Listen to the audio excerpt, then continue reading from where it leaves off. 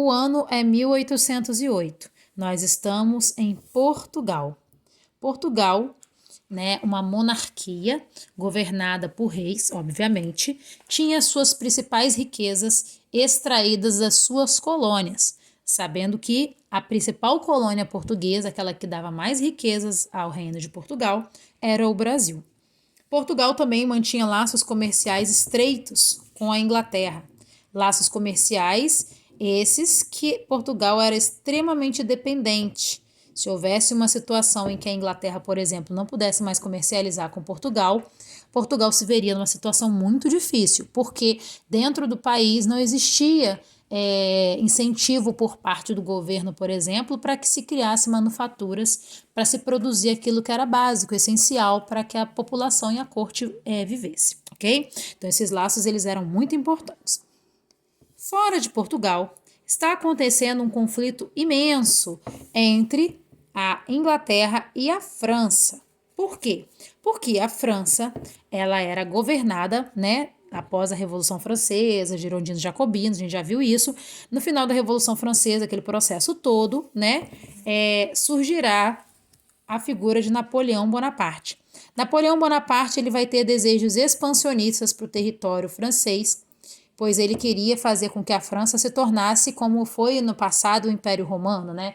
O Império Romano dos Césares, estender ao seu território o máximo que ele conseguisse. E para isso ele ia derrotando e dominando países atrás de país, país atrás de país. Porém, existia um país no mundo que o Napoleão ele não conseguia derrotar, que era exatamente a Inglaterra.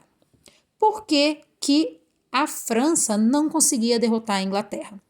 Porque, não sei se vocês se recordam, mas a Inglaterra, ela é uma ilha, tá vendo aqui? A Inglaterra, por ser uma ilha, ela só poderia ser conquistada através dos mares, certo? Para você chegar na Inglaterra, você teria que vencer a marinha inglesa. E a marinha inglesa, nesta época, ela era a marinha mais poderosa do mundo. Ok? Então, Napoleão, por mais que quisesse, ele não conseguiria derrotar a Inglaterra através dos mares. Ah, professor, então é só a Inglaterra derrotar a França.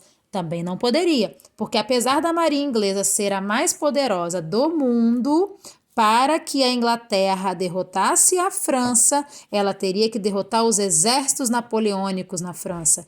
E o exército napoleônico era o mais poderoso do mundo. Então você tem aí um conflito que não haveria fim, teoricamente. Por quê? Porque a Inglaterra tinha a melhor marinha do mundo e a França o exército mais poderoso do mundo. A França não conseguiria derrotar a marinha inglesa, nem a marinha inglesa conseguiria derrotar o exército francês. Foi aí que Napoleão Bonaparte provou que ele não era um líder excepcional apenas porque conseguia traçar estratégias militares muito boas. Ele também era muito ardiloso na hora de pensar.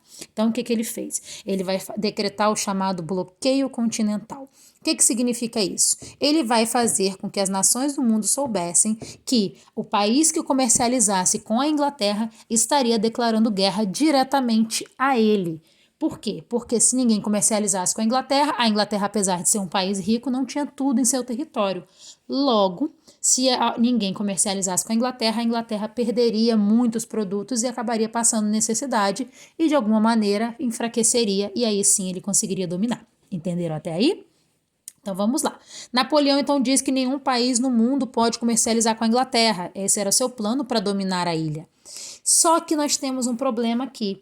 Por quê? Porque Portugal, lembra que eu falei no início? Portugal era um dos principais parceiros comerciais da Inglaterra, né? Portugal dependia do comércio com a Inglaterra, certo? E não poderia romper esses laços comerciais porque ficaria em grande dificuldade. E aí, nós precisamos entender até aqui, né? Essa é a parte externa, né? A parte mundial, digamos assim. Agora vamos voltar para dentro de Portugal para poder entender a situação do país. Estamos aqui. Portugal precisa romper laços comerciais com a Inglaterra, senão teria que enfrentar Napoleão e não tinha condições, porque Portugal não tinha nenhum exército formado, digamos assim. A guarda portuguesa ela era muito pequena e cuidava apenas da proteção do rei. E agora Portugal tinha que escolher ou enfrentar Napoleão ou romper laços comerciais com a Inglaterra. Aí vamos lá. O que está acontecendo dentro de Portugal? Portugal tinha um rei, né, obviamente, Dom Pedro III, que era casado com Dona Maria, certo? Dona Maria e Dom Pedro III tiveram vários filhos. O filho mais velho, que herdaria o trono, era aquele escolhido, né, que havia sido preparado para se tornar rei. Né? Nessa época, próximo, né, a 1808, o rei de Portugal morre. Morre também o filho mais velho, aquele que herdaria o trono. Então, quem fica com o trono é Dona Maria I. Só que como ela perde o marido e o filho muito próximos, ela enlouquece e fica inapta para governar. Logo, quem deveria assumir o trono era o seu filho do meio, que é Dom João VI. Dom João VI não havia sido preparado para ser rei, vai assumir Portugal numa situação em que ele tem que escolher entre duas grandes nações mundiais. E qualquer uma que seja a sua escolha, não se daria bem, né? Porque se ele escolhesse ficar ao lado da Inglaterra e manter laços comerciais, teria que enfrentar o exército de Napoleão. Se ele ficasse do lado de Napoleão e rompesse laços comerciais com a Inglaterra, Portugal, né, definharia. E aí, o que Dom João vai fazer? Ele vai pensar, até que ele vai ter uma boa ideia. Porque ele se vendo entre a cruz e a espada, ele vai resolver não ir para nenhum dos dois lados. Ele vai fugir de Portugal. Então, em 1808, Dom João VI reúne tudo que é valioso dentro de Portugal, os livros da Biblioteca Real, o Tesouro Real Português, a elite portuguesa toda e a família real, e embarca em navios que foram aportados em Lisboa, escondido da população, para que ninguém soubesse que ele estava fugindo de Portugal em direção ao Brasil. Ele abandonou a população portuguesa a sua própria sorte, né, para que eles enfrentassem a fúria de Napoleão quando descobrisse que ele havia fugido. Para vir para o Brasil, então, ele vai pedir auxílio à coroa inglesa, e os navios ingleses, a frota inglesa mais poderosa do mundo, vai escoltar a família real portuguesa até chegar ao Brasil, ok? A família real portuguesa chega ao Brasil em 1808 e é recebida, né, pela população brasileira. Dom João VI, a sua esposa Carlota Joaquina e os seus filhos.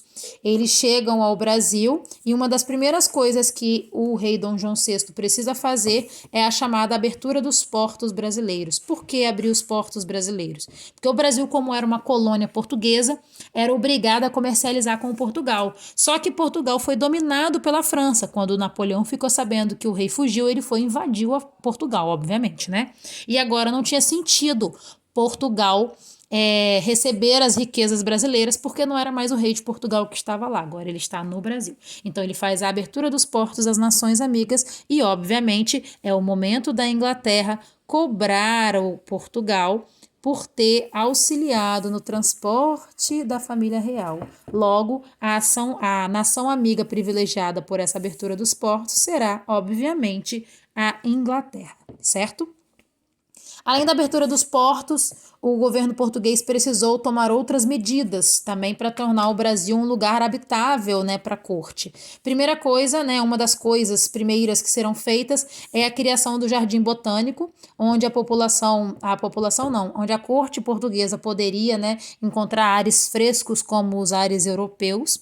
Criou-se também o Banco Central do Brasil para poder colocar as riquezas que o rei de Portugal trouxe de Portugal no transporte, e o Brasil foi, em 1815, elevado a Reino Unido. Agora o Brasil não é mais uma colônia, sim um Reino Unido de Portugal e Algarves. Nessa época também, muitas pessoas tiveram as suas casas tomadas pela corte portuguesa, pois ao chegarem aqui, eles colocavam nas portas das casas das pessoas um PR, que significava príncipe regente, e o povo, de um modo geral, dizia que estava escrito ali, ponha-se na rua, porque aquele PR significava que a corte estava requisitando a sua casa para morar.